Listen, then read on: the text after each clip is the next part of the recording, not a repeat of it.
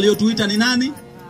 Ni vijana wenzetu wa jumuiya isiyo ya serikali, NGO, ambayo inaitwa Zanzibar Youth Care Organization. Nao vijana wa Zanzibar si ndio sio jamani? Vijana hui?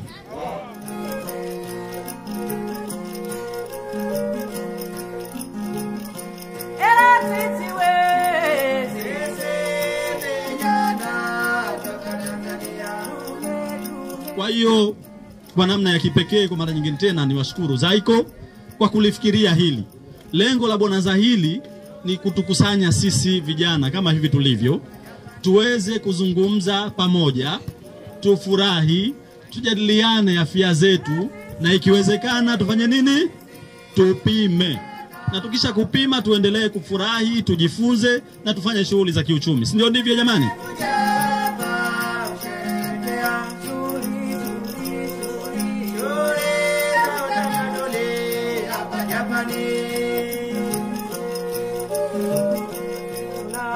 Mkono,